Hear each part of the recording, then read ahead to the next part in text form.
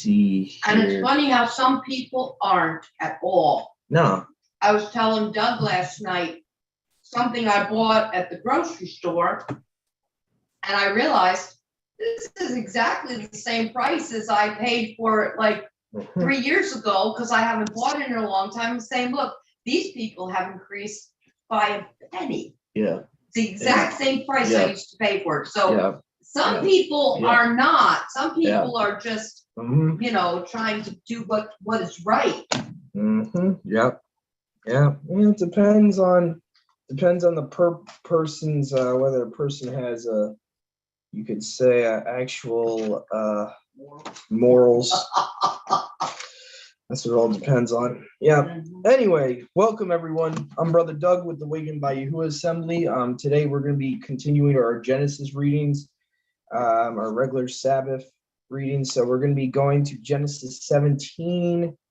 Let me see here. So let me go to my sword here and just get rid of some of these background apps that are going to be slowing it down here. Okay, here we go. Okay, so Genesis 17. I'll be reading from the Brentons here. Let me just change my translation here. Yeah, you guys are going to see some differences here. Definitely, I'm going to take note of some here. All right, so Genesis 17, verse 1. And Abram was 99 years old, and Yahuwah appeared to Abram and said to him, I am your Elohim. Be well-pleasing before me and be blameless. So the Septuagint paraphrases walking with him as being pleasing to him or doing what's pleasing in his sight. So that's important there. And again, there's no El Shaddai there, it just says your Elohim. So that's, you're going to see that trend a lot in the Septuagint. Rarely or probably never, it never uses the title Al Shaddai. So anyway, verse 2, and I will establish my covenant between me and you, and I will multiply you exceedingly. And Abram fell upon his face, and Yahuwah spoke to him, saying, and I, behold, my covenant with you.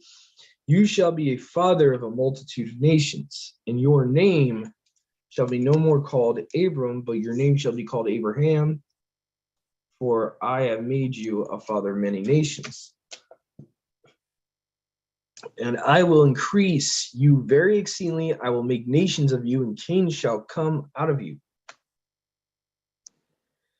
Okay, so, and I will establish my covenant between you and your seed after you to their generations for an everlasting covenant to be your Elohim and Elohim of your seed after you. And I will give to you and to your seed after you the land wherein you sojourn, even all the land of Canaan, for eternal possession.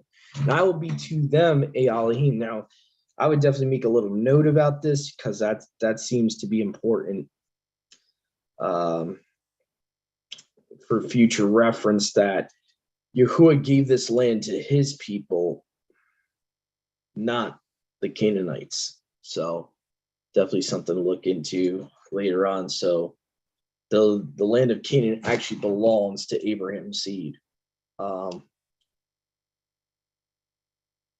To the seed of Abraham. So we're about to go to verse 9 here. Verse 9. Okay. And Yahuwah said to Abraham, you shall fully keep my covenant, and you and your seed after you for their generations. Okay, so verse 10 we got coming up here. Okay. All right. And this, the covenant, which you shall fully keep between me and you, and between your seed and after you for their generations, every male of you shall be circumcised. And this is, I do want to check something real quick. I'm just curious. I had a feeling. The Targum Onkelos in that exact verse says, my covenant which you shall keep between my word and you. Uh-huh. Interesting. So obviously we know the word of Yahuwah is Yahusha. That's very interesting. Just make a little note there, my word. Okay. Interesting. Going back to the Septuagint here. All right, verse 11. And you shall be circumcised in the flesh of your foreskin, and shall be for a sign of the covenant between me and you. Okay. And the child of 8 days old, or 8 days, seems like old is on italics there.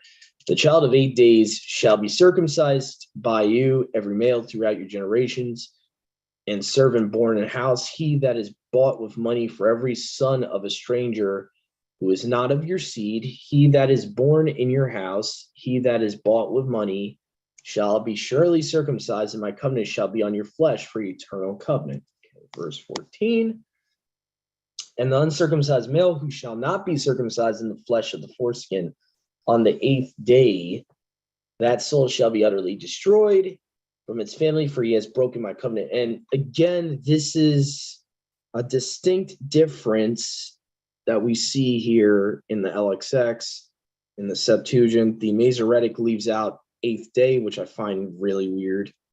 So it doesn't even give you the context of why they would be killed for not being circumcised. Because we see this later on. Yahuwah doesn't kill anyone that hasn't been circumcised at all, but he would kill someone that's not circumcised on the 8th day. And we see this Gershom. Why is Yahuwah in the form of the messenger of Yahuwah about to kill Gershom? Because he wasn't circumcised on the 8th day. You see this with Gentiles that have not been circumcised at all. Yahuwah is allowing to come into covenant with him. So taking out 8th day, in my opinion, takes out the context, which is very dangerous. So people would probably think, well, why am I alive today? I mean, obviously Yahuwah has mercy on us, but at the same time, the context is they were supposed to be those that are born in Abraham's house, specifically that are, even bought by Abraham, are to be circumcised specifically on the 8th day. So that's a big deal there.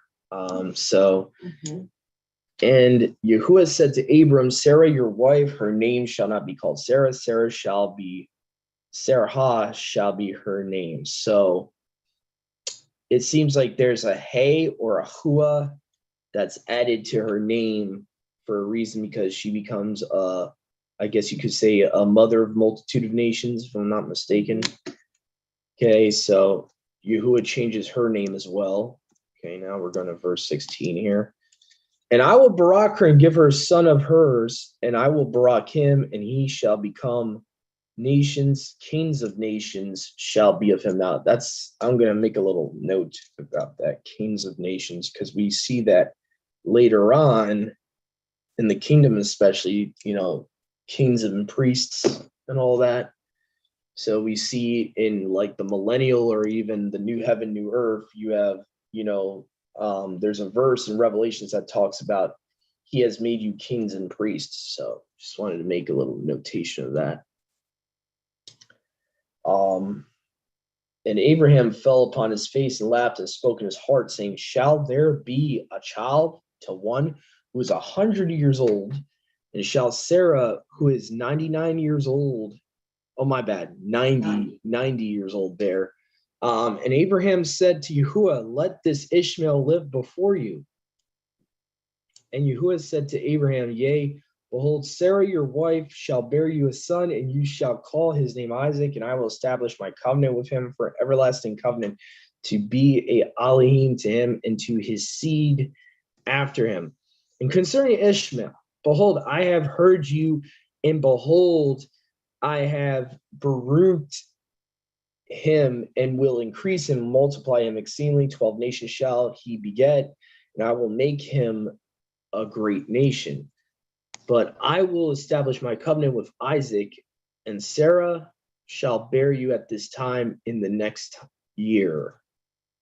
And he left off speaking with him, and Yahuwah went up from Abraham And Abraham took Ishmael his son and his homeborn servants and all those bought with money, every male of them in the house of Abraham. He circumcised their foreskins in the time of that day, according as Yahuwah spoke to him.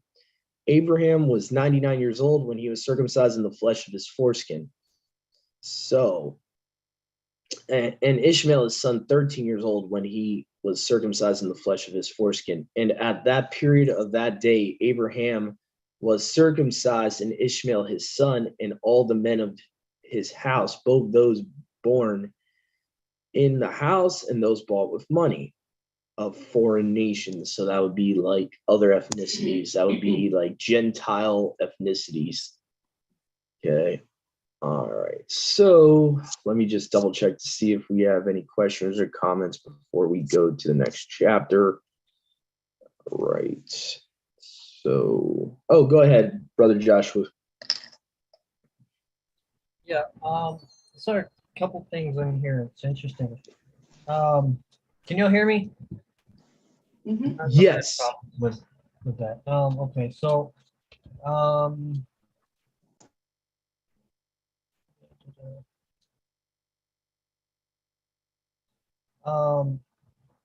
one is that this is verse 7 says an everlasting covenant. Reminds me of Galatians 3, where it talks about, the law given at Sinai does not disannul the covenant previously given to Abraham. Also, you see in verse 8 says an everlasting possession, the land of Canaan being an everlasting possession. So when you have Christians saying, once upon a time it was for Yashrael and it was with the land of Yerushalayim, but now it's with Christians and it's with America, or it's here or there. Don't know if you've ever heard that, but I've heard it quite a few times. But even right here, it says that the land of Canaan is an everlasting possession for Yashrael, and just because we don't possess it today doesn't mean that it's not an everlasting possession for us. You can't spiritualize that. There's no way you can read that and spiritualize it. Also, the flesh of his foreskin, or the flesh of the foreskin being cut off, it really reminds me of I guess you could say the circumcision of the heart, but we know that this flesh has to be consumed. This flesh has to be completely removed. We can't enter into the kingdom with this flesh. And even before Yahushua comes back, and gives us our new resurrected bodies, and this old body is done away with, this covering for our ruach is done away with, we still have to strive to do away with the fleshly nature. I'm just seeing. I don't know if you see what I'm trying to explain, but the cutting off of the foreskin, the covering of that has to be done away with. Does that make any sense at all? Like the paralleling that to the garments he gave Adam and Kua after they fell. Yeah, I could see where you're going with that, to putting off of the flesh in a spiritual and physical sense. Yeah. And I think that might be one of the reasons he gave circumcision, was in a spiritual sense, because of that, because it represents taking off corruption, putting on incorruption. And literally you're taking off fallen, corrupted, tainted likeness that we once originally had, and putting on his true likeness, which is light. We see all through scripture, Yahuwah is light. Yahuwah is, his image is light, not flesh. So that's that's all throughout scripture, what you're saying. It's all throughout scripture. So, again, I don't want to get into a whole rabbit trail about what I think their bodies really were originally versus what the tradition Christianity has in movies and stuff. But I doubt they were mortal human flesh when Yahuwah first created them. Seriously doubt it. But anyway, I don't want to get into a whole big debate about that. But from what I've seen, there's no scripture to prove that.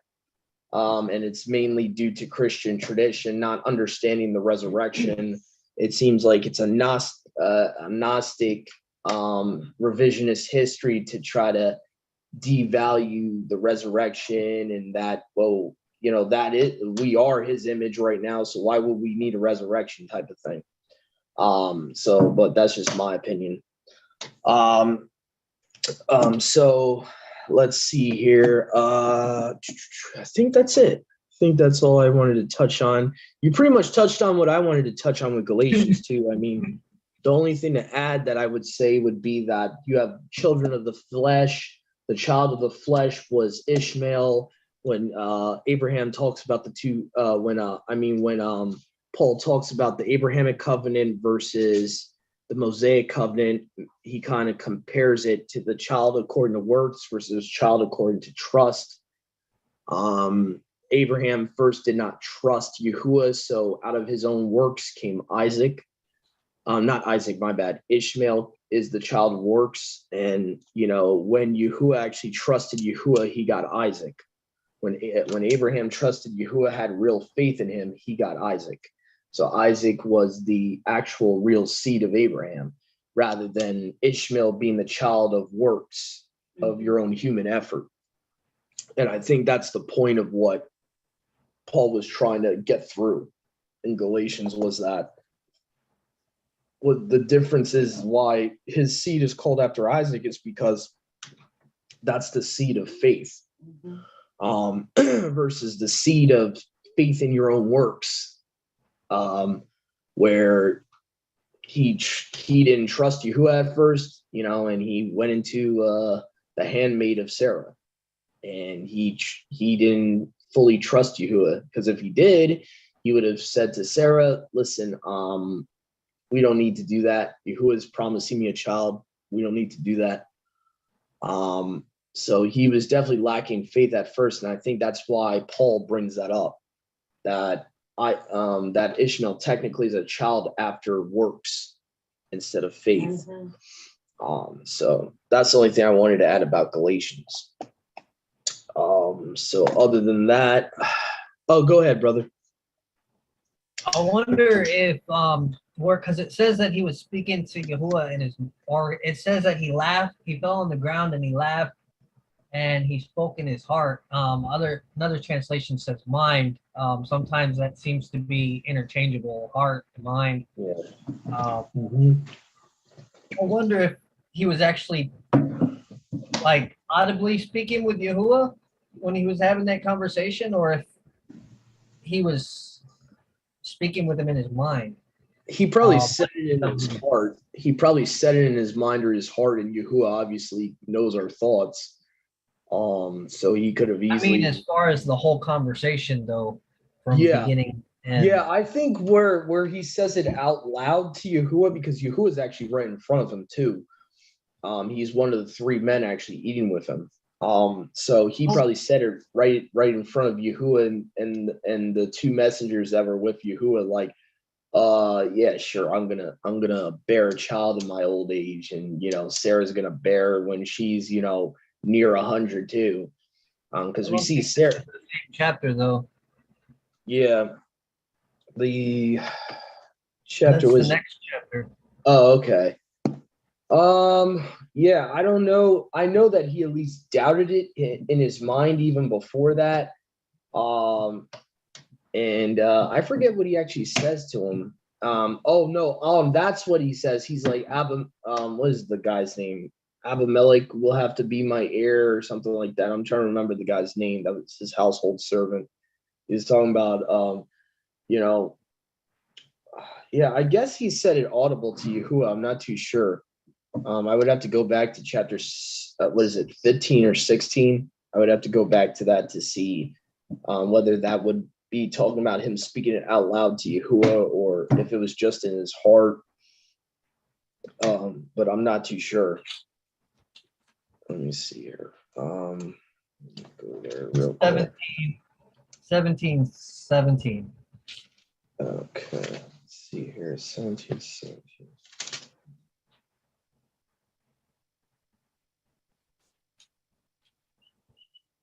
I wonder that because a lot of us, when we say that we have heard from Yahuwah or we've been speaking with Yahuwah, the majority of us don't hear him audibly. It's a mental conversation. It's speaking. Yeah. Um, Yeah, it's very possible that Yahuwah could have been audibly speaking to him. Mm-hmm. It sounds like though Abraham was talking to himself most likely because he's saying, especially the way most translations have it, said to himself, shall a child be born to a man who is 100 years old? So he's probably thinking to himself, like, this is impossible. Probably Yahuwah, that's why Yahuwah answered him audibly, is like, the idea that is anything too hard for me. So that's probably why Yahuwah audibly had to answer his doubt. Yeah. I truly believe it was probably audible that Yahuwah answered him audibly.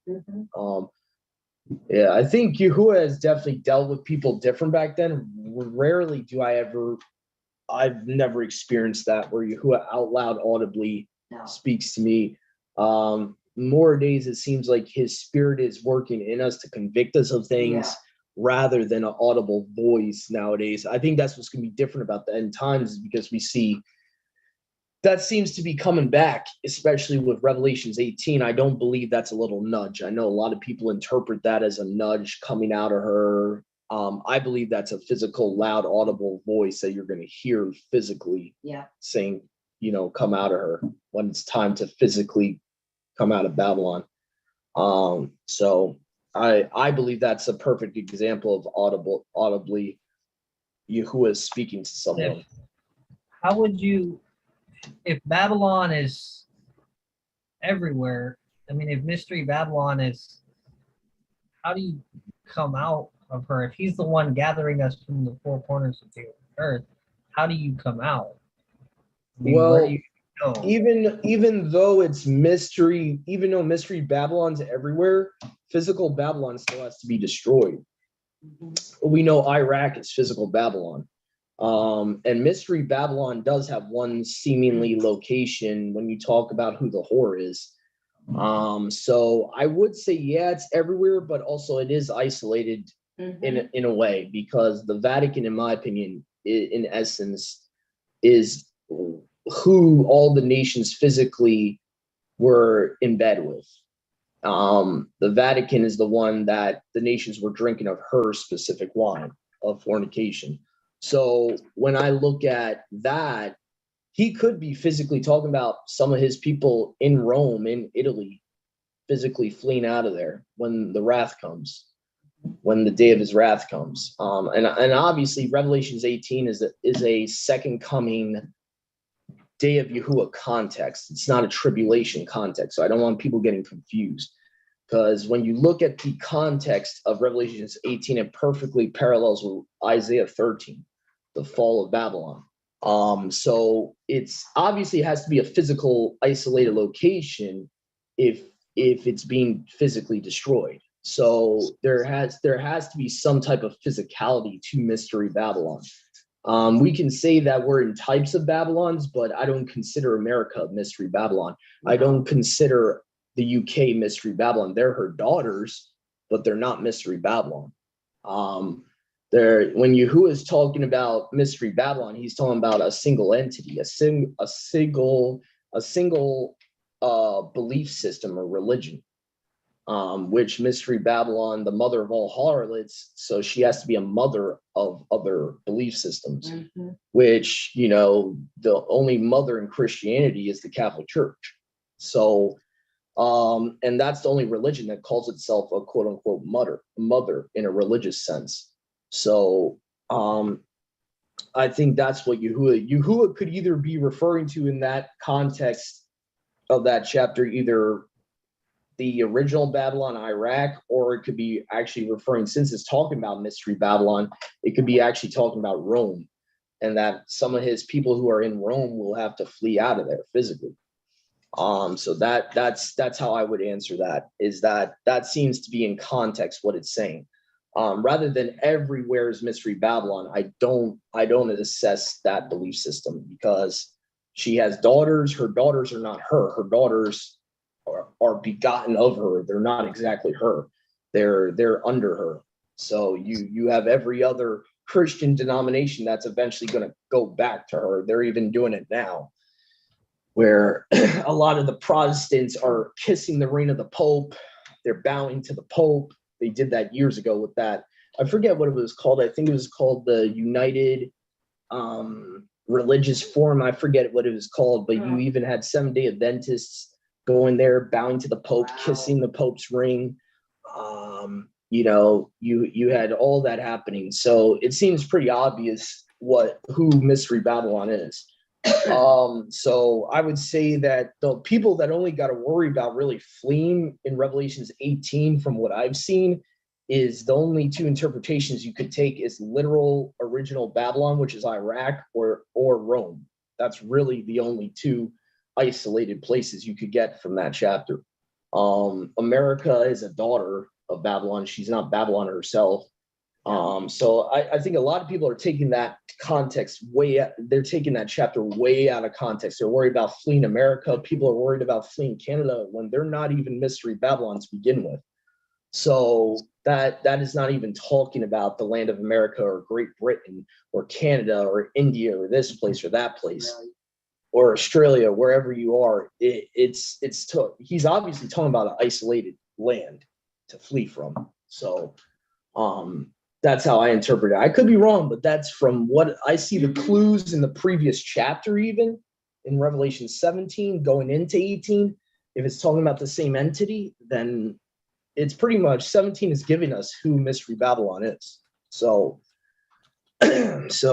but that's kind of my opinion on it. I could be wrong, but that's, from what I've studied so far, that's the only clear, decisive answer I could give. That's really it. Yeah. No, well, yeah, I think what it is too, though, is, if I remember right, that second generation, the reason they were allowed to go into the land without being circumcised was probably because, if I'm not mistaken, their whole prior generation was wiped out. So technically, they didn't even hear the covenant of Yahuwah yet. Mm-hmm. They didn't really fully enter into covenant with him yet. And I think that's what Genesis 17 was showing us, was that Abraham even was not circumcised until he was like 100. Isaac was not even circumcised until he was 13 years old. And so Yahuwah, it's not like, and this is why I say for believers, your first thing should not be getting circumcised right away. You should be at a certain point in your walk where you're in covenant with the Father before doing that. So like, and this is what Paul talks about, by the way, to the circumcision party. He says, this is not an added prerequisite for their salvation. Stop putting the heavy burden on them for them to get circumcised as soon as they convert. Go ahead, Brother Joshua.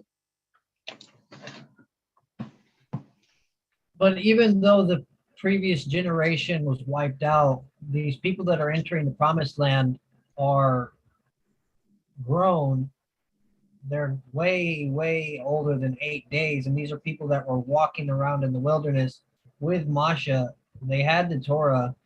They heard the Torah. So why were they not circumcised? Maybe Yahuwah wanted their hearts spiritually circumcised before physically. We see that that's more important to him. All over scripture, he's like, you need to circumcise the heart of circumcise the flesh of your heart.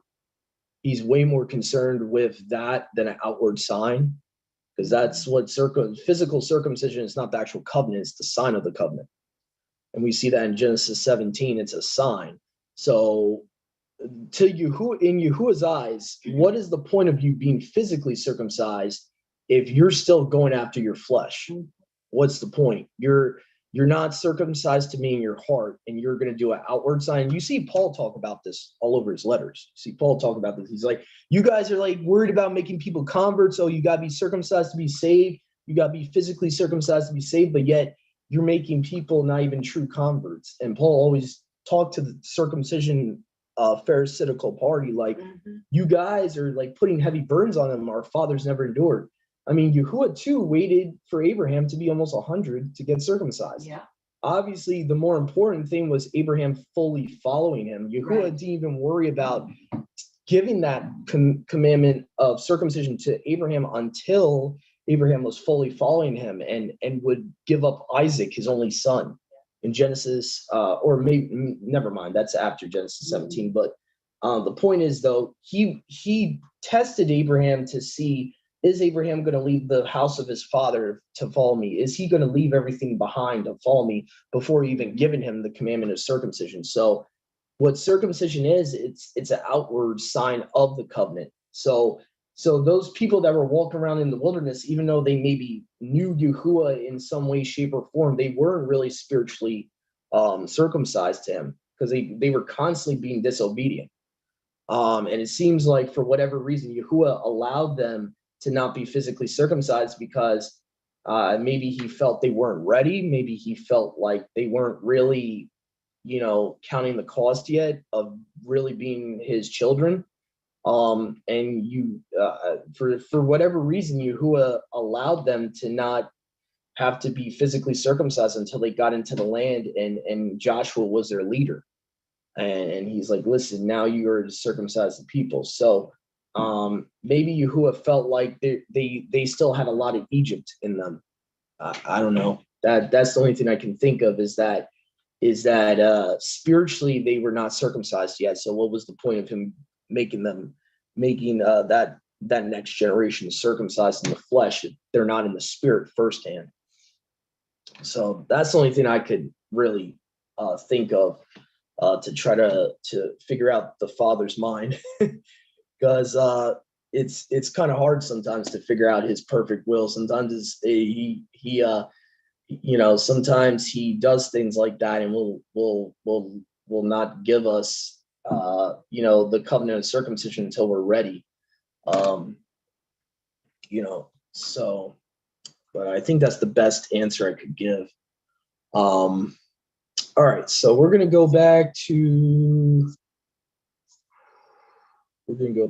Genesis 18 here. Go ahead, Mom, read Genesis 18. Okay, sweet. Yeah. Let me read on the Lex. Okay. Yahuwah appeared to him near the oak of Mamre while he was sitting at the door of his tent during midday. I will just say I was just pondering over this in the ESV, and it mentions the heat of the day. So there would be just a slight addition that they made there, but during the door of his tent during midday. Upon looking up, he saw with his eyes, and look, 3 men had stood over him, and upon seeing them, he ran up from the doorway of his tent to meet them, and he bowed down to the earth. And he said, Yahuwah, if perhaps I have found favor before you, do not pass by your servant. Let water now be taken and wash your feet and rest under the tree. And I will take bread and you will eat, and after that you will go on your journey, on which account you turned aside to your servant. And he said, do so, just as you have said. And Abraham hurried to the tent to Sarah and said to her, hurry and mix 3 measures of the finest wheat flour and make loaves baked in the ashes. And Abraham ran to the cattle and took a tender and fair little calf, and he gave it to the servant, and he hurried to prepare it. He took butter and milk and the little calf that he prepared and set it before them, and they ate. He himself stood beside them under the tree. He said to them, where is Sarah, your wife?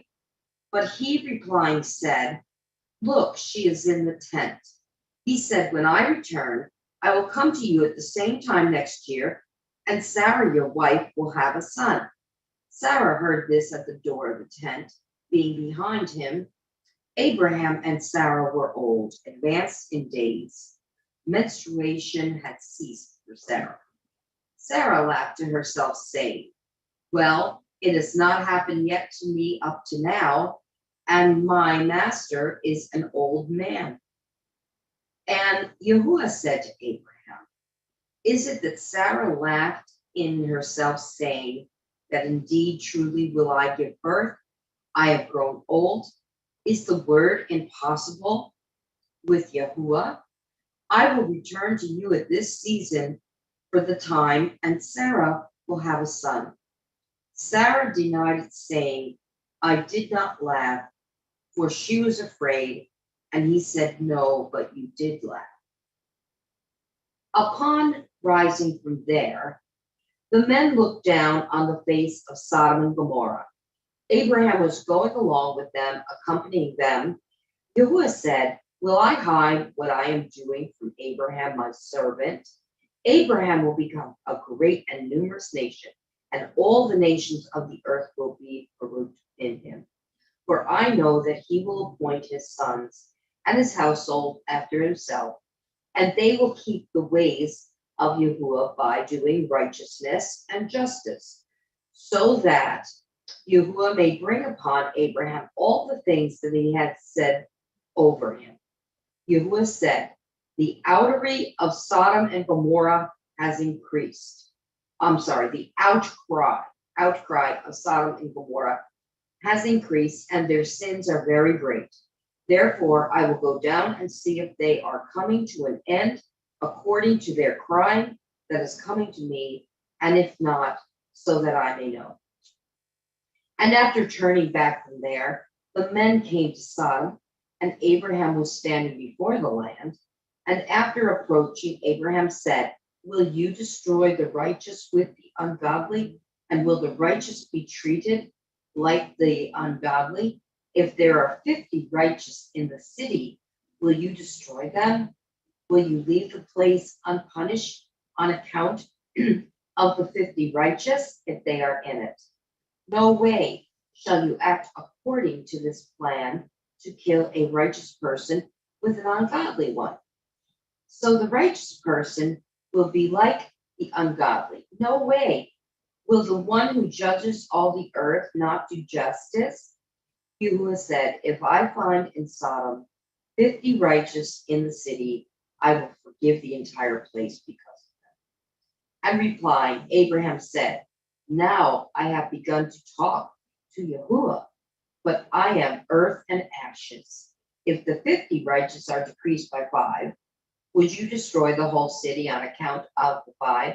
And he said, I will certainly not destroy it if I find 45 there. And he continued, still talking to him, and said, if 40 are found there. And he said, I will certainly not destroy it on account of the 40. And he said, is it anything, Yahuwah, if I speak, if 30 are found there? And he said, I will certainly not destroy it if 30 are found there. And he said, since I am able to talk to Yahuwah, if 20 are found there. And he said, I will certainly not destroy on account of the 20. And he said, is it anything, Yahuwah, if I may speak yet once more, if 10 are found there? And he said, I will certainly not destroy on account of the 10. And Yahuwah departed when he finished speaking to Abraham, and Abraham returned to his place. We definitely see the patience of Yahuwah in this passage, man. He doesn't even change his reply in any way. I mean, it stays exactly the same. You see the long suffering, you see the patience, you see all of it. Most of us would be snapping after like the second time, you know. I find that very interesting, that portion. Yeah.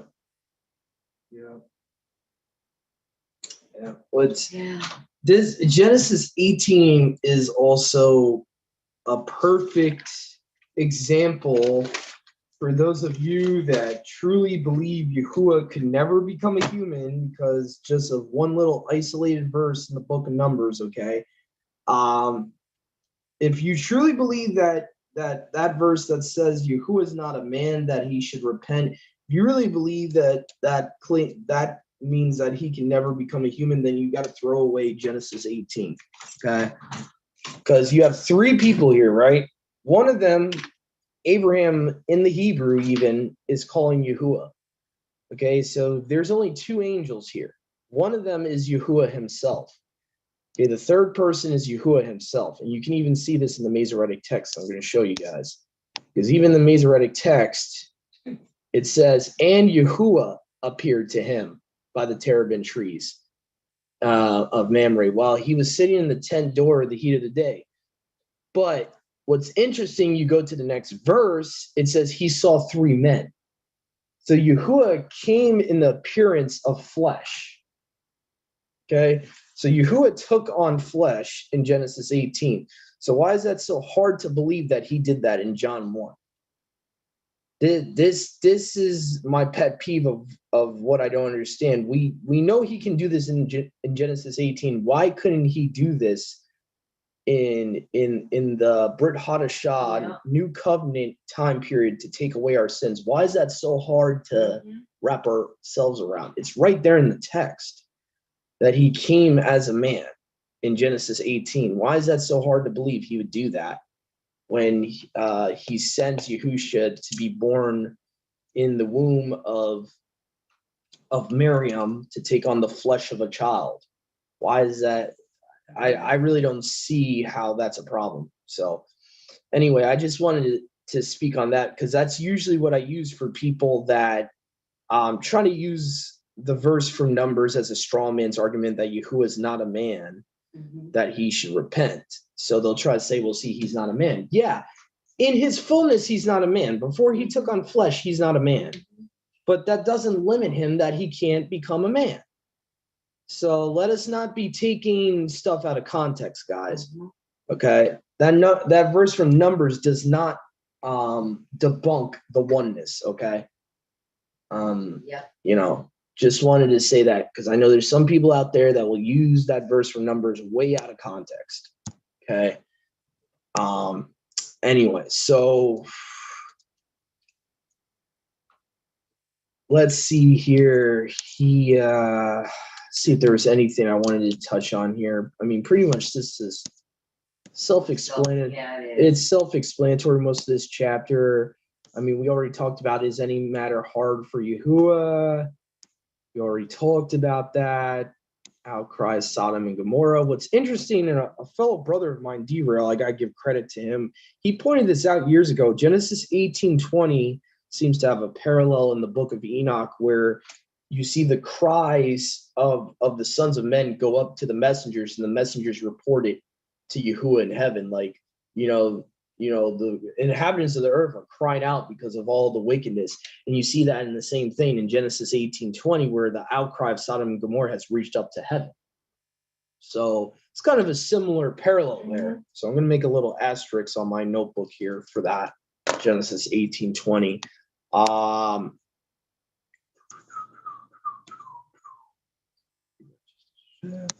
Okay, we already talked about that. Yeah, there's nothing else I really want to touch on. Unless we got any questions or comments here, we can move on to Genesis 19. Oh, go ahead, Brother Joshua. With that, not a man that he should that not a man verse. I need to go and read the Septuagint version of that because it reads completely different. It says he is not like a man, and then I forget exactly what it says, but not like a man and not like a son of man. And that word I did check, that word like is actually in the text itself. Not like a son of man. Interesting that it says a son of man. Interesting, since when Yahusha calls himself son of man, he says ha ben Adam, not a ben Adam. So even that's distinctive, and a lot of us don't understand that. The anti-evangelism Jewish movement has diluted that phrase ha ben Adam to meaning you're just a son of Adam, that's not what Yahusha was saying at all. At all. If you understand the pre-incarnate Son of Man character in Hanuk, in First Enoch, and in Daniel, it's not a regular human that's being called the Son of Man. So that's I'm glad you brought that up, because that's a huge distinction many people don't understand. Usually people that deny the oneness don't understand. Okay, so Son of Man versus the Son of Man, huge difference. It's like you ever saw that movie Captain Ron? Gorilla, huge difference. Okay, not the same thing. Okay, so that's my pet peeve out there, because I know some people will say, oh, see, well, he's calling himself a son of Adam. No, he's not. He's saying he's the son of Adam, meaning he's the second Adam. Okay, that's what he's saying, and that's what you see Paul saying. Later on in his own letters, he says, the second Adam is a life-giving ruah or spirit. So, go ahead, Brother Joshua. I don't know if you wanted to add anything else. Yeah, this probably would be. I would agree with you. What you sent in the chat, I would agree 110%. This is probably the messenger of Yahuwah form that they saw. I would not be surprised. I want to see. Actually, that brings up an interesting topic. Let me actually, because I think one of the Targums actually mentions the word of Yahuwah being revealed to Abraham in this chapter.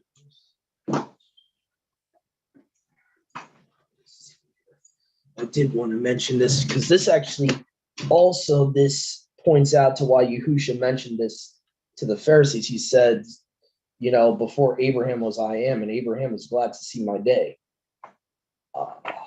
So according to this particular Targum, the Pseudo-Jonathan one, which, we can agree to disagree whether this is when he was first revealed to him. Personally, I believe that you either have this chapter or chapter 14, either way. So let's see here. Where does it talk about who was coming to him here? Let me see here. So it says, Genesis 18:1 says in the Pseudo-Jonathan one, and the splendor of Yahuwah was revealed to him in the valley of Mamre. So, Yahusha is the exact representation of the Father. He is the esteem of Yahuwah. Was revealed to him in the valley of Mamre, and being ill from the pain of circumcision, sat at the door. So they're trying to claim Abraham still in pain from stupid commentary. Who knows if that's the case? That's just Jonathan's commentary there. But the point is that it's saying the esteem of Yahuwah was revealed to him, as one of the three people. So, Genesis 18:5, I will bring food of bread that you may strengthen your hearts and give thanks in the name of the word of Yahuwah. Afterwards pass on. For therefore at the time of the repast are you come, have turned aside from your servants to take food. They said, you have spoken well, do according to your word. And Abraham, trying to think which Targum mentions the word of Yahuwah. I know one of them actually says, I think it might be the Jerusalem one actually. It says the word of Yahuwah was revealed to him. I just want to check this real quick now that we're on this topic.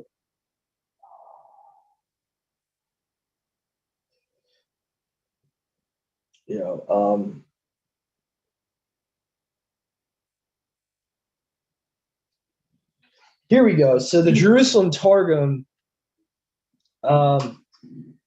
it says here in the later part of verse 2 in the Jerusalem Targum, it says, and the word of Yahuwah was revealed to him in the valley of vision, and he sat in the door of the tabernacle, comforting himself from his circumcision in the fervor or strength of the day. So according to the Jerusalem Targum in verse 2 of chapter 18, the person who was with the other two angels was the word of Yahuwah. So this would give credence to what Brother Joshua was saying in the chat here. So, yeah. So basically showing that the word of Yahuwah is Yahuwah himself, basically. Mhm. Basically. And that's from the Jerusalem Targum. So that's from that one. As you know, as far as the other commentary, sometimes that verse is given in the Targums. I could take it or leave it. Really doesn't matter to me. The point of it, though, is that this version is identifying Yahuwah of the Masoretic text as the word of Yahuwah. So that's the bigger point. Go ahead, Brother Joshua. Small difference, but you have the Onkelos saying rather than the oak of memory, this is the veil of memory, and then the Thompson saying the oak grove. Pretty much what a veil would be a valley close to a river. So if it's a valley close to a river, you're going to have a lot of trees growing. So vale, oak grove, collection of trees versus just a single oak is what you have the Charles Thompson and the Onkalo seeming to say. Not really majorly important, but still interesting. Mm-hmm. Interesting. I think it's more interesting to your point, though, that the Onkelos would have similar vocabulary to the LXX. That's very interesting, especially since supposedly it's written in Aramaic, but then there's also detractors about the Onkelos that want to claim that Onkelos might have been related to the Septuagint in some way, some shape or form, that it was actually a Greek, originally a Greek copy of something. So that's something I want to look more into, because Onkelos might actually connect to the Septuagint possibly, rather than a original Aramaic Targum. It might have been somehow a Greek translation of a manuscript. So I definitely want to look more into that, because I notice a lot of Greek terminology, a lot of similar terminology in the Onkelos, like they use deluge for flood and all that. So definitely something I want to look more into.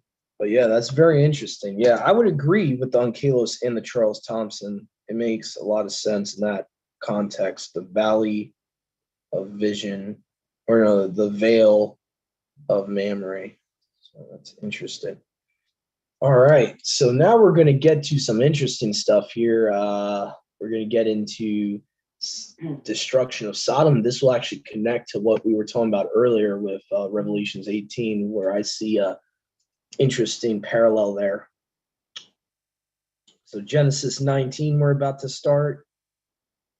And I'm going to even make a little note about Matthew 24:37 I want to bring up after reading this chapter. So how that connects, and how a lot of us don't really see that connection there the way it's actually in the text. We more or less just think about, regular sinning as the days of Noah. But you'll see after this how there's something in this chapter that we've missed in Genesis 19 that even Jude compares to Genesis 6:4. So anyway, okay, so, and the two messengers came. Let me change my translation. I just like reading from the LXX here. Okay, here we go. And the two messengers came to Sodom at evening, and Lot sat by the gate of Sodom. And Lot, having seen them, rose to meet them, and he worshipped with his face to the ground and said, "Lo, masters, turn aside to the house of your servant and rest from your journey. Wash your feet, having risen early in the morning. You shall depart on your journey." They said, "Nay, but we will lodge in the street." And he constrained them and turned aside to him, and they entered into his house, and he made a feast for them and baked loaves of cakes for them, and they did eat. But before they went to sleep, the men of the city, the Sodomites, compassed the house, both young and old, and the people together. And they called out Lot and said to him, where are the men that went into you this night? Bring them out to us that we may be with them. And Lot went out to them to the porch, and he shut the door after them. And he said to them, by no means, brothers, do not act villainously. But I have 2 daughters who have not known a man. I will bring them out to you, and you use them as it may please you. Only do not do injury to these men, to avoid which they came under the shelter of my roof. And they said to him, stand back there. You came into sojourn. Was it also to judge? Now then, we would harm you more than them. And they pressed hard on the man, even Lot, and they drew near to break the door. And the men stretched forth their hands and drew Lot into the house, shut the door of the house. And they smote the men that were at the door of the house with blindness, both small and great, and they were wearied with seeking the door. And the men said to Lot, have you here sons-in-laws or daughters-in-law, or sons or daughters? Or if you have any other friend in the city, call them out of this place, for we are going to destroy this place, for their cry has been raised up before Yahuwah, and Yahuwah has sent us to destroy it. And Lot went out and spoke to his sons-in-laws who had married his daughters and said, rise up and depart out of this place. Yahuwah is about to destroy the city. But he seemed to be speaking absurdly before his sons-in-law. But when it was morning, the messengers hastened Lot, saying, arise and take your wife, your 2 daughters whom you have, and go forth, lest you also be destroyed with the lawlessnesses of the city. And they were troubled, and the messengers laid hold on his hand and the hand of his wife and the hands of his 2 daughters, in that Yahuwah spared them. And it came to pass, when they brought them out, that they said, save your own life by all means, look not round to that which is behind, nor stay in all the country round about. Escape to the mountain, lest perhaps you be overtaken together with them. And Lot said to them, I pray, master, since your servant. Now, I'm assuming if he's literally praying here, this is probably to Yahuwah. So let me just check something real quick. So that's plural right there. Oh no, my lords. Oh no, my masters, I think is what he was saying. Okay, yeah. Okay, yeah. So he's imploring on them. Okay, so Lot said to them, I implore, master, since your servant has found mercy before you and has magnified your righteousness. See, this is why it doesn't make sense. He's saying this to the angels. Yeah, I understand what you're saying. The context has to be Yahuwah here. Okay. So I think that's a mistranslation. It really should be, let me see something. The ABP Plus might actually have it correct. Yeah, because the S there is not really implied by the Hebrew or the Greek. It's not really implied that it's plural. Yeah. So G2962 can also refer to Yahuwah. So Kurios can also refer to the Father. So I personally think it should say Yahuwah. It should say, I pray, O Yahuwah. Lot. So, all right. So let me get back to the LXXC here. And Lot said to them, I pray. See, that's where it said to them. Yeah, I know. It's worded very weird. The Masoretic is actually worded. Oh no, it both says to them. I don't know. That's just strange. That's a very strange thing. Anyway, behold, now your servant has found favor in your sight. Have you magnified your mercy, which you have showed unto me in saving my life? And I cannot escape to the mountain lest some evil take me and I die. Okay. All right. Behold, this city is near to flee unto, and it is a little one. Oh, let me escape there. Is it not a little one? And my soul shall live. And he said unto him, See, I have accepted you concerning this thing also, that I will not overthrow this city for which you have spoken. Haste, you escape there, for I cannot do anything till you come there. Therefore, the name of the city was called Zoar. The sun was risen upon the earth when Lot entered into Zoar. I think that's an important point to mention there too. And that verse is that the sun had risen upon the earth. So literally would be like in the firmament. So then Yahuwah rained upon Sodom and upon Gomorrah brimstone and fire from Yahuwah out of heaven. And he overthrew those cities and all the plain and all the inhabitants of the cities that which grew upon the land. But his wife looked back and behind him, and she became a pillar of salt. And Abraham got up early in the morning to the place where he stood before Yahuwah, and he looked towards Sodom and Gomorrah and toward all the land of the plain, beheld lo, and smoke of the country went up as a smoke of furnace. And it came to pass when Yahuwah destroyed, so when Yahuwah destroyed all the cities of the region round about, Yahuwah remembered Abraham and sent Lot out of the midst of the overthrow when Yahuwah overthrew those cities in which Lot dwelt. And Lot went up out of Sagor and dwelt in the mountain, he and his 2 daughters with him, for he feared to dwell in Sagor, and he dwelt in a cave, he and his 2 daughters with him. And the elders said to the younger, our father is old, there is no one on earth who shall come into us, as it is fitting in the earth. Come and let us make our father drink wine, let us sleep with him, and let us raise up seed from our father. So they made their father drink wine, and that night the elder went in and laid with her father that night, and he knew not when he slept. And he rose up, and it came to pass on the morrow that the elder said to the younger, behold, I slept yesterday with our father.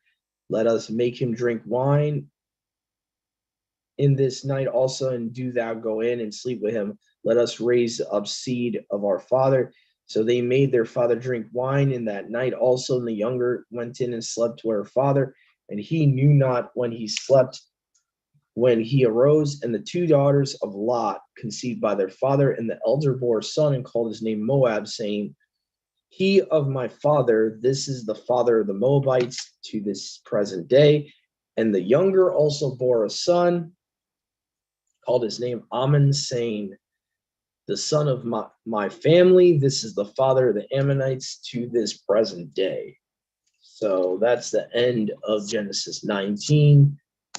And we see, unfortunately, because of the background that they were living in, his daughters are getting deceived into thinking that's normal to rape someone, or that somehow it would be righteous because they don't have any husbands and yada yada yada. So they're unfortunately they're living in Sodom, and that's the type of environment that they're growing up in, that is children are growing up in, unfortunately. So go ahead. No, just wanted to see if anyone had their hand raised. Okay. So that's the only way I could explain that is that they were really deceived by their whole environment. It's kind of like the nature versus nurture conundrum. And they were not raised in Torah, because if they did, they probably wouldn't be doing that.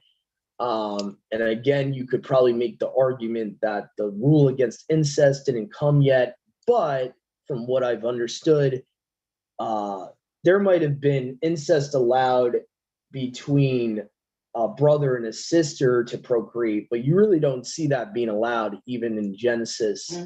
With a daughter and a father, or son and a mother. You really don't see that. You see more or less like a brother and a sister, or half sister and a half brother throughout Genesis at this time period. So even though incest, you can make the argument incest was allowable, it seems that the type of incest that was allowable was not No. father with child or mother with child. I seriously doubt that. So Mhm. go ahead, Joshua. On that verse 18, uh, the Strong's is not making any sense because, like, when you look at it, there's no S at the end. It's just Curie instead of Curios. But the Yeah. Strong seems to say that both Curie and Curios are singular for um master Master. for Yahuwah. But I would side more with Curios being plural and Curie being singular. Yeah. I don't think the Strongs know what they're talking about. Yeah, in that context, it has to be plural if he's talking to the two messengers in that context. There's no way singular would work. And why would he say, why would them precede Kurios? Doesn't make any sense.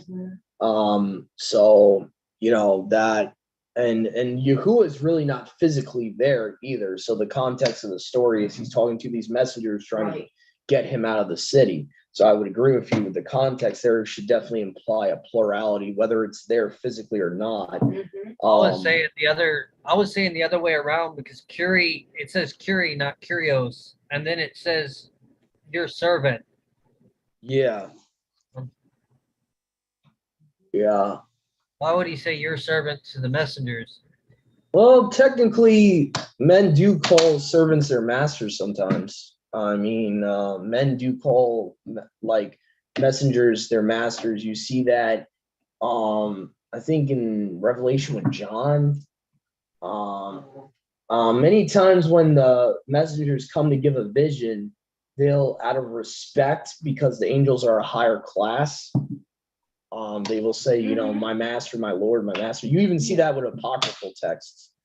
So that seems to be more of a type of reverence type of thing.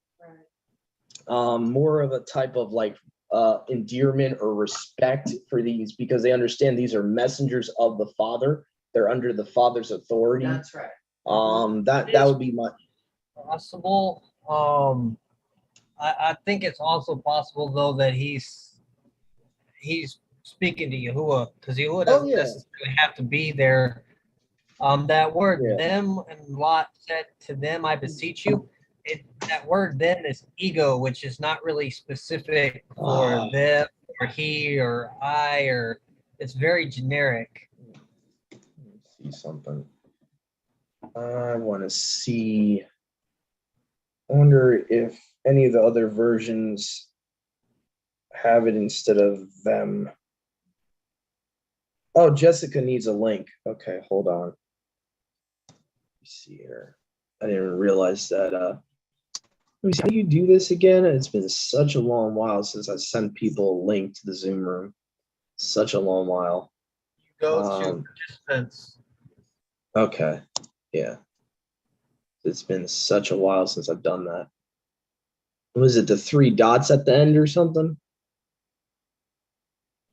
There should be an invite button down at the bottom. Okay. Stupid Bard, get out of here.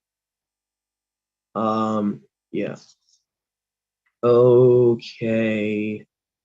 Copy invite link. Okay, we'll do it that way. And then I'll go to, I should have Messenger on here. So I'm glad I have some apps on this tablet.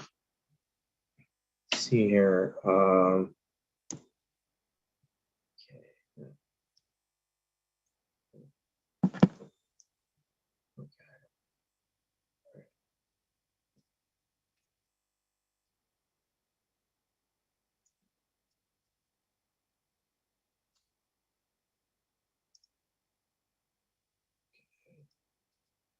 All right, there we go. Okay, so back to that. Yeah, it's very possible, bro. I really think I'm kind of leaning with it being Yahuwah, to be honest.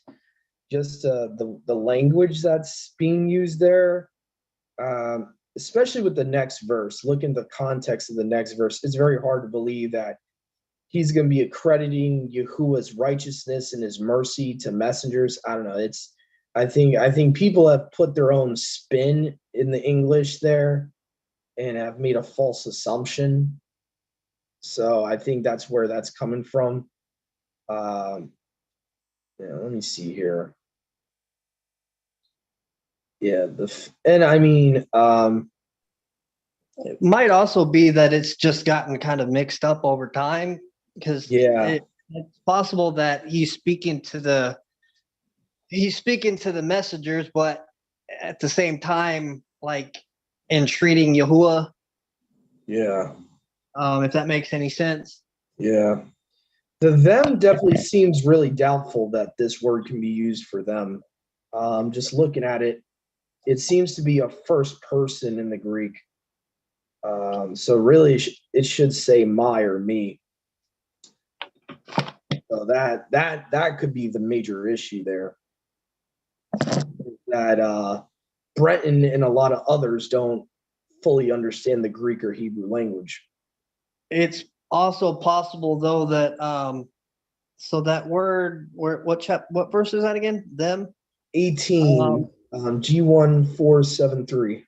So that when you click the Strongs and it shows you, that's not the actual word that's there, which doesn't make any sense. That's why I don't like the ABP, because when you look at the Strongs, it's showing letters that look like EYW. But then when you look at what's actually there, it looks more like something that says AUTOUS. You see what I'm saying? Look at Yeah. that. How That's not does even the that's let me not check even the the word in the Strongs. That's a completely different word. see here. See how the Lexham puts it. I'm curious what word they use. See if they yeah, they use them too. They seems to be following the trend of having it plural when there's no indication of plural, or doesn't make any sense. Can you see what I'm saying though about when you click the Strongs, it gives you a different word? Yeah, because it's giving the root word is what it's doing. Yeah. Makes no sense. Yeah, they what for whatever reason when King James, not King James, when James Strong made the Strongs, he based a lot of his definitions off of the root words of the word instead of the actual word. That's what gets people confused because he's mainly going on root words for the most part. James Strong's was, so I think yeah, that also makes one of the issues when people start trying to read Hebrew through aside from them trying to make doctrine off the Masoretic text, and also trying to make doctrine off of the Strongs when they don't know a lick of Hebrew. yeah, and that's where you get the dark moon for the new moon and all that. That's why translators mistranslate Psalms 81 verse 3. It's because they're trying to use and the NIV does that sometimes, but not as much as the restored name Bibles do that a lot. The ISR does that a lot. Sefer does it a lot. So yeah, that's the major issue. I agree with you. So I'm kind of leaning that I could be wrong, but I think he was actually talking to Yahuwah in that context. I could be wrong, but I'm kind of leaning with that over him saying that in verse 19 to the messengers. Is that what your Targum of Jonathan says? No, I just personally believe that's what the context is leaning towards. I haven't even checked Jonathan yet, to be honest. I wouldn't be surprised if it's different in the Targums because they would be given the meaning rather than a literal word for word transliteration. Yeah, this is a positive about the Targums. So it says in verse 18, and Lot said to him, I beseech of you, endure with me a little hour until I have prayed for mercy from before Yahuwah. Behold, now your servant has found mercy before you, and you have multiplied the kindness you have done me in saving my life, and I am not able to escape the mountain lest evil overtake me and I die. So definitely the pseudo Jonathan seems to imply Lot is talking to Yahuwah, not the messengers here, which I would agree with. I think somehow over time, mistranslations, either mistranslations or misinterpretations have happened to where the translator's putting a bias and translating a singular noun into a plural noun because they have a preconceived bias that he was talking to the angels in verse 19. So that seems to be the problem. But the pseudo-Jonathan, Targum pseudo-Jonathan actually makes it completely singular, translates that word as him instead of them, just FYI. So in Genesis 19:19. So that kind of clears that up for me. I would definitely go with the Targums in that aspect. In the context of going into verse 19, I doubt he's saying that to messengers. Seriously doubt that. Magnified your righteousness. I seriously doubt that. So very confusing sometimes, man. I never thought I would see that confusion in the canon. I've seen that confusion in apocryphal books when testing apocryphal books where it jumps from Yahuwah to a messenger, but I never thought I would see that in the canon. So anyway, very good thing you brought up, bro. Very good thing. I'm glad you brought that up. So I'm going to make a little note of that. That seems to be a translator bias in a Genesis 18 and 19.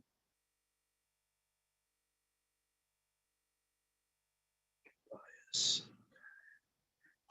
Okay, I think we're going to move on here. Unless we got anything else to bring up.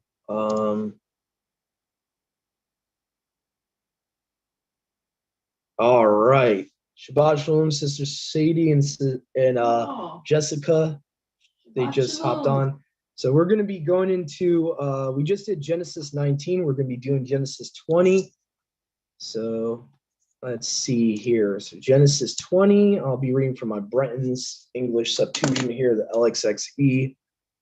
Okay, here.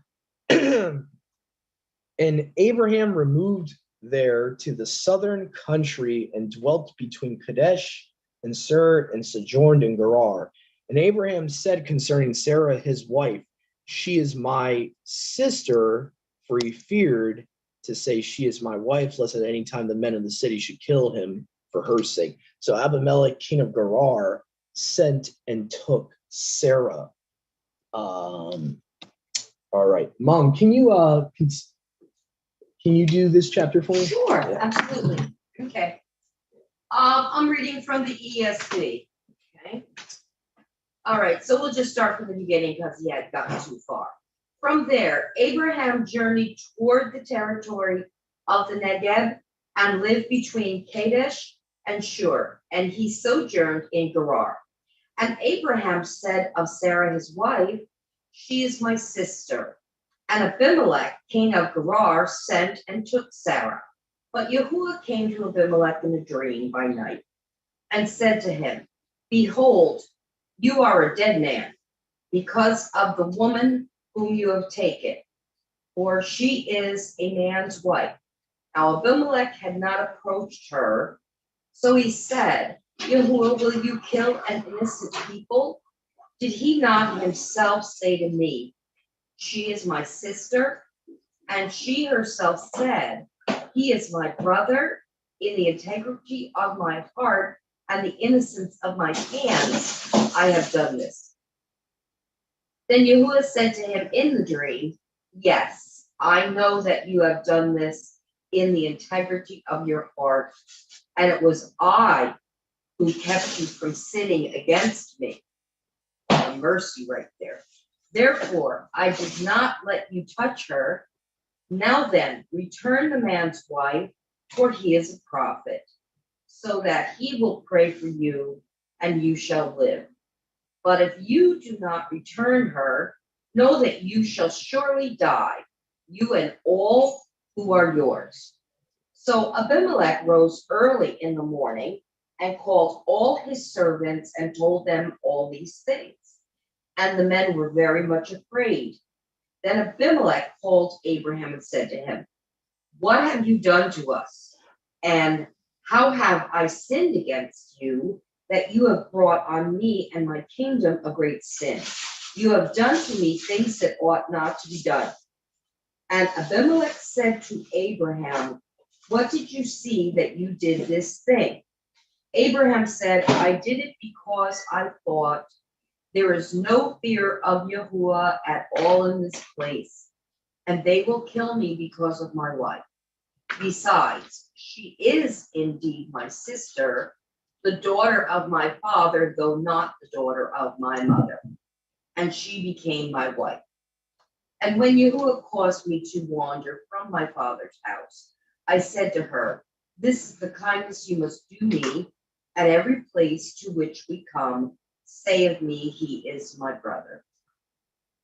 Then Abimelech took sheep and oxen and male servants and female servants and gave them to Abraham and returned Sarah his wife to him.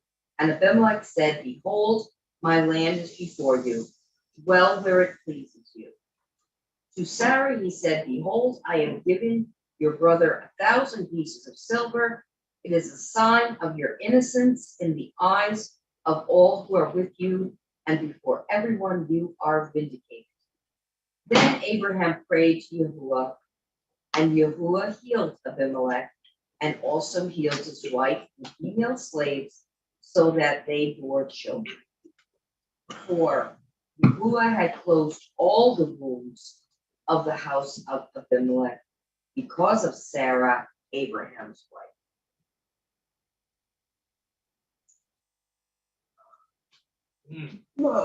So this is pretty much showing us what happens when we have the fear of man in us.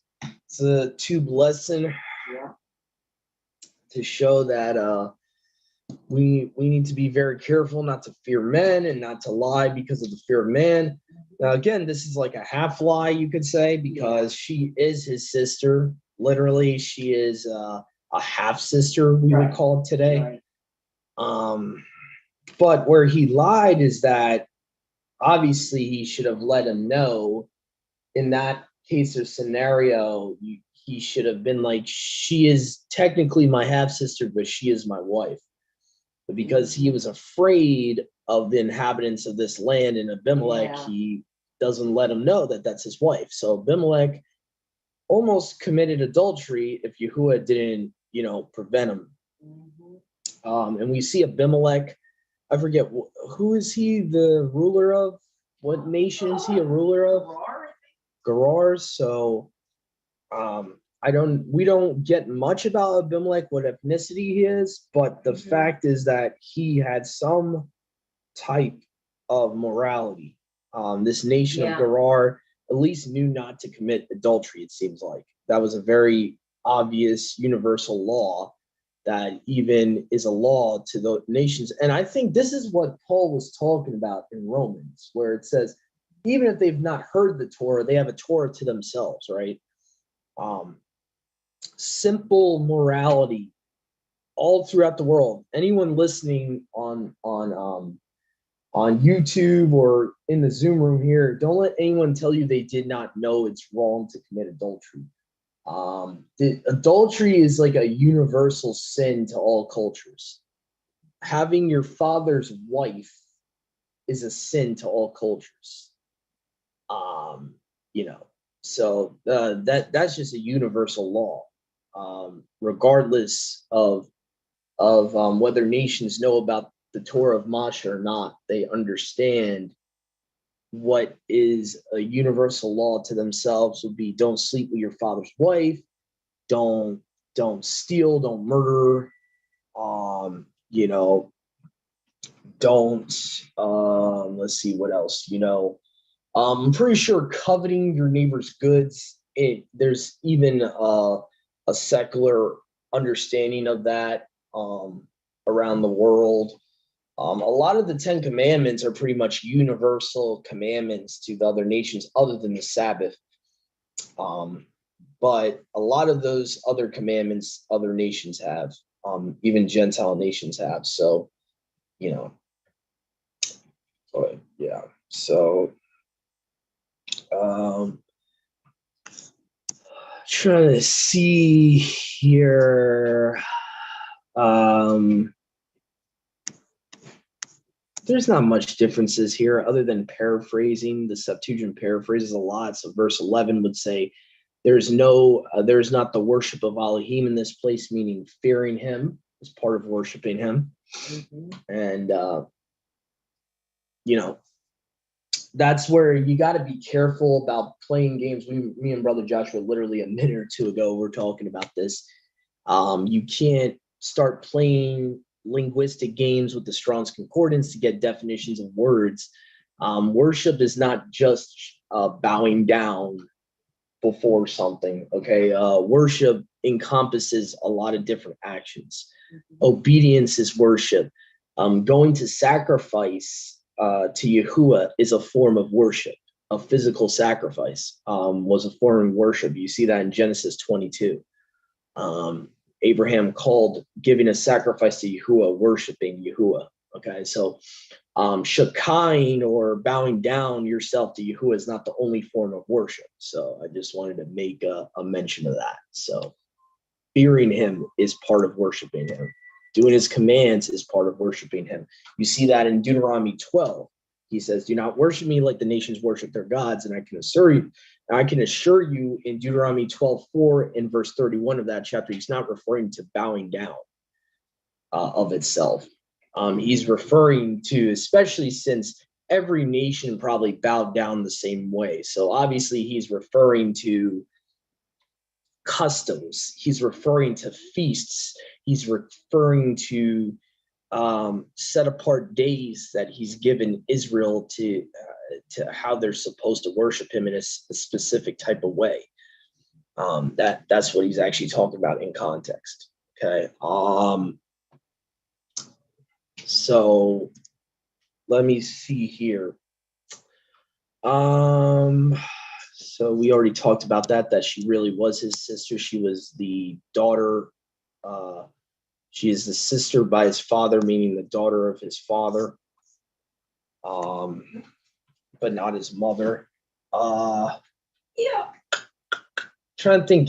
We see Abimelech feels like he needs to, give compensation to Abraham in the form of adding a fifth. So he gives him 1,000 pieces of silver, sheep, calves, servants, and maidservants.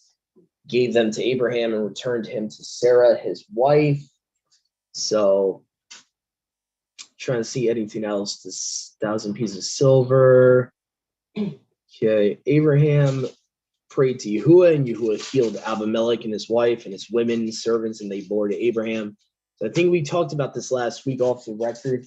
A woman becoming barren can be a curse. If there, that is a type of a curse. So not that sin is always a reason a woman is barren, but that in this case, Yahuwah made all the women of Abimelech barren because he had Sarah in his house.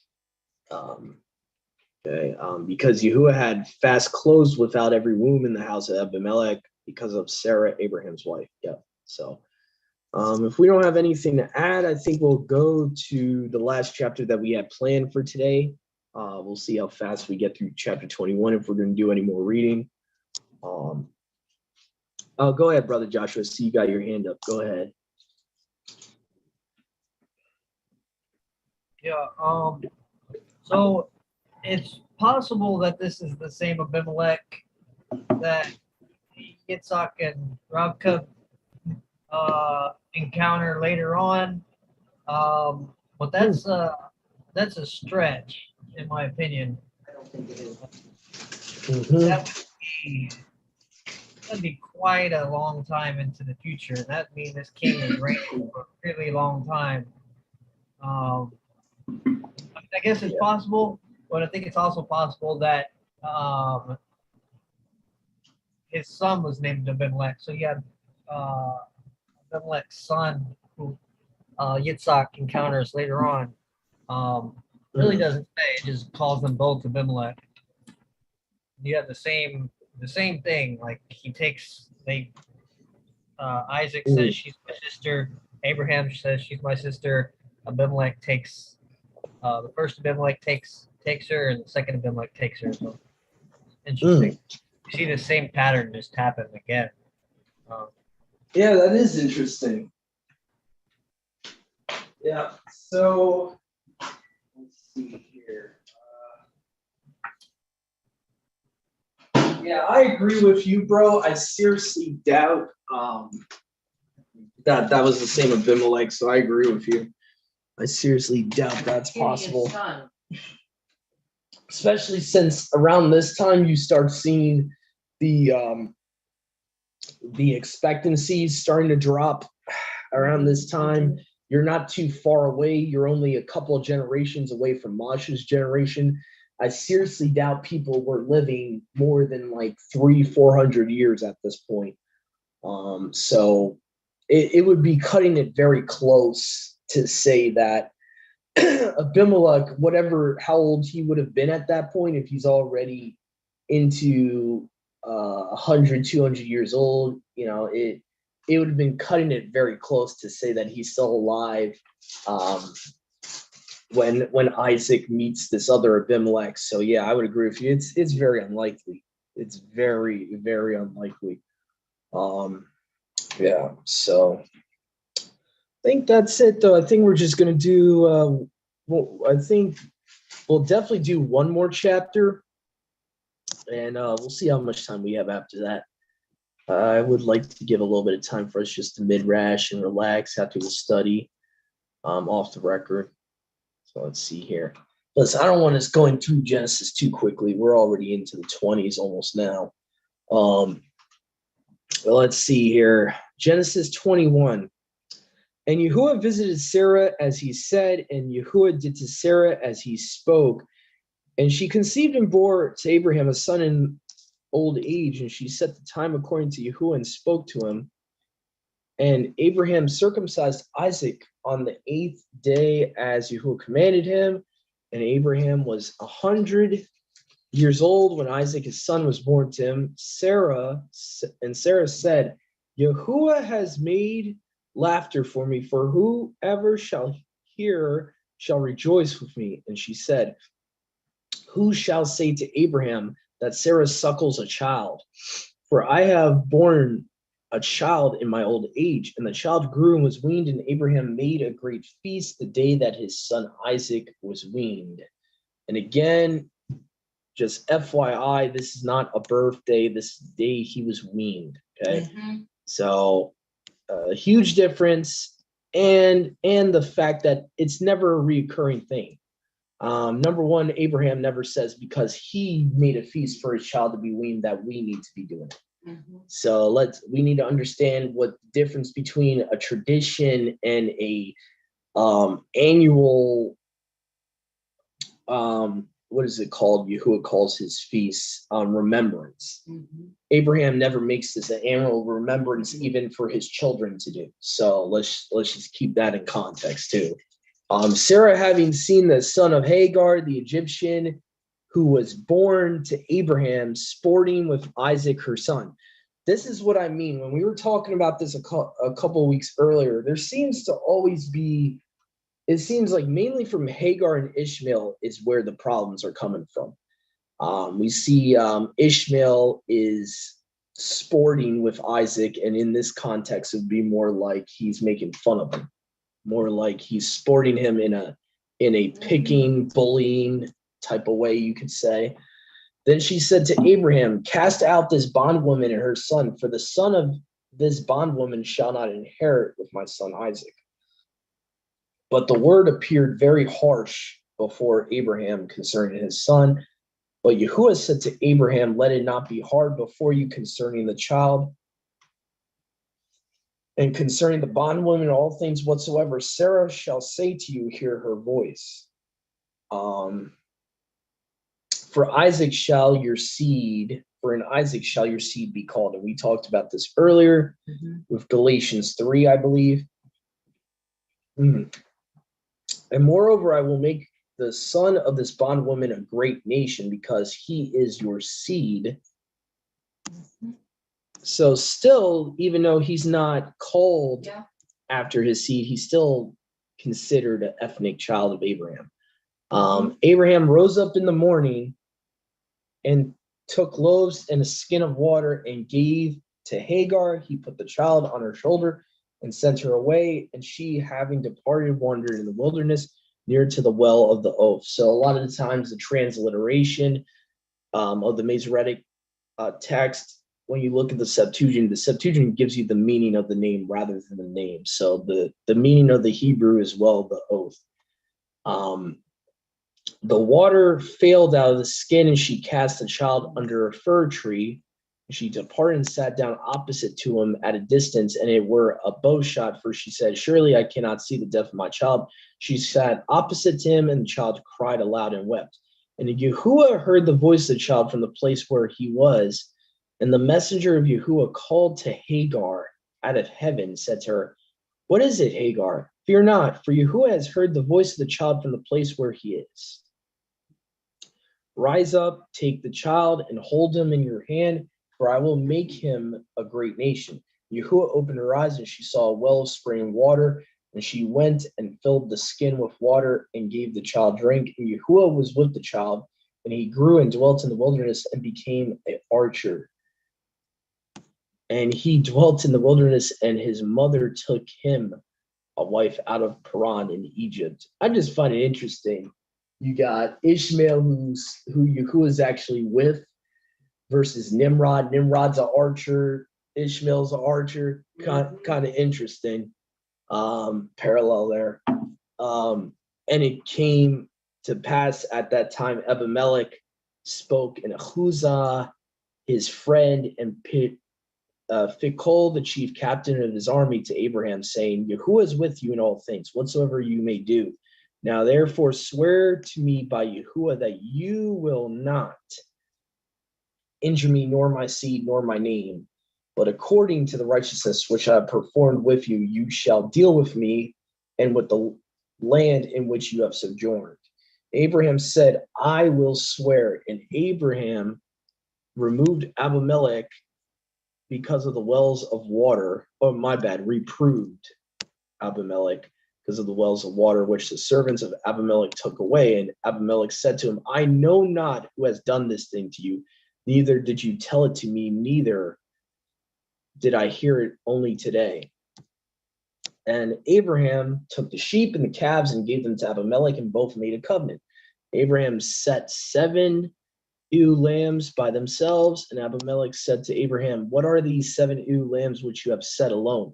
Abraham said, you shall receive the 7 ewe lambs for me, of me, that they may be for me as a witness that I dug this well. Therefore he named the name of that place the well of the oath, for there they both swore, or took an oath, a covenant.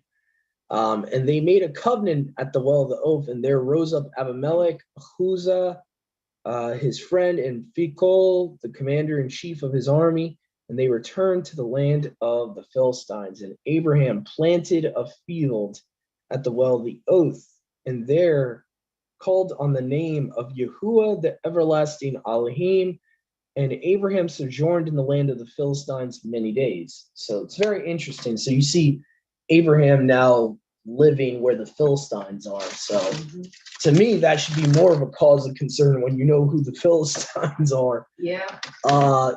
Rather than where he was. But you see some interesting stuff here. So I want to look at verse 33 in the Targums. I'm kind of curious to see how they translate verse 33 there in Genesis 21. I think they might use the phrase, the word of Yahuwah there. Just kind of curious.